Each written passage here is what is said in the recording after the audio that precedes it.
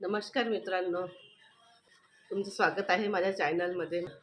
आज आपण काही बनवणार नाही आहो, फक्त आज म्हणजे माझा बेत असा आहे की जे आजची जी नवीन पिढी आहे, मुलं मुली जे बाहेर हॉस्टेलमध्ये राहतात, रूम करून राहतात, मग त्यांना अडचण येतो की चपात्या किती बनवायच्या, भातात पाणी किती घालायचं.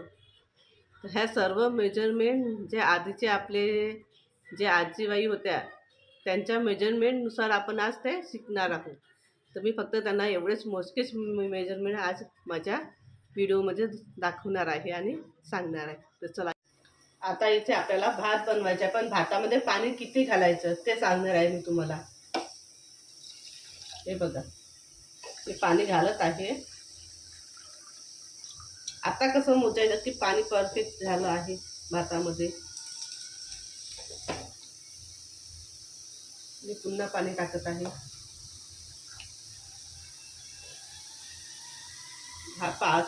तांदूळ तुम्ही किती पण घ्या, पण हा जो आपला हा बोट आहे, हा बोट तांदळाला टच करायचा.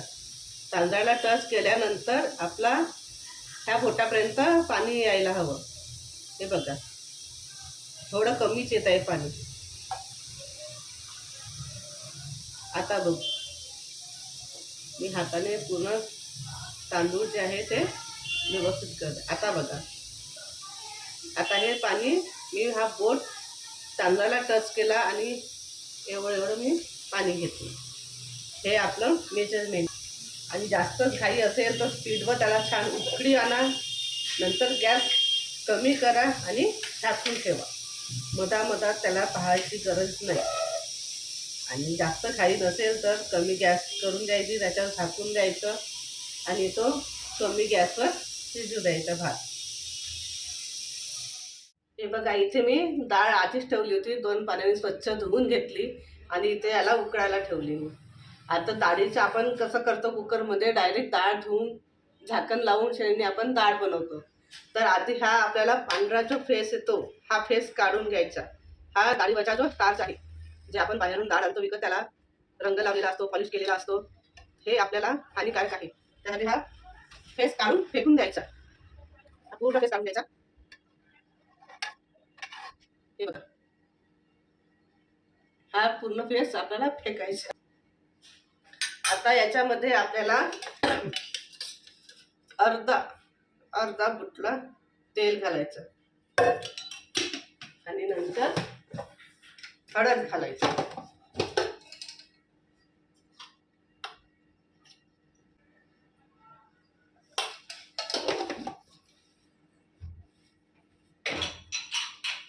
आणि शेवटी आता याला झाकण लावून छान 2 किंवा 3 शिट्ट्या येऊ द्यायच्या.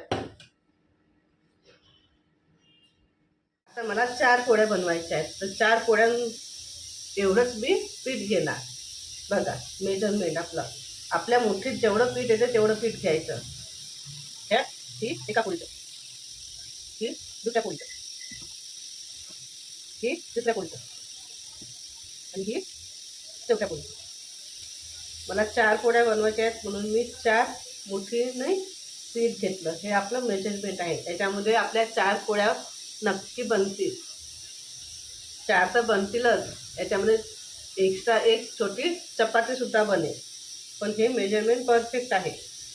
आणि माझ्या पोळ्या ह्या मोठ्या असतात, तुमच्या छोट्या फुलक्या असतील तर मग जसं 2 मुठ्ठीमध्ये तुमचे 1 2 3 पोळी. इथे मी पीठ भिजवत आहे.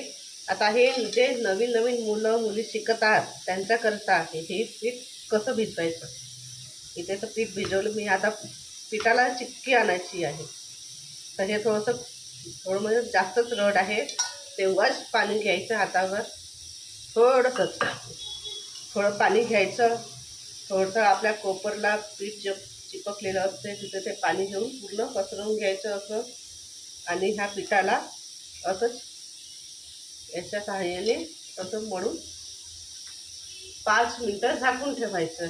आणि त्याच्यानंतर मग हे मळायला घ्यायचं. तर ते पीठ पूर्ण सॉफ्ट तयार होते. इथे माझं पीठ भिजवून झालं आहे. बघा, आता आपल्याला 4 चपात्या बनवायच्या आहेत.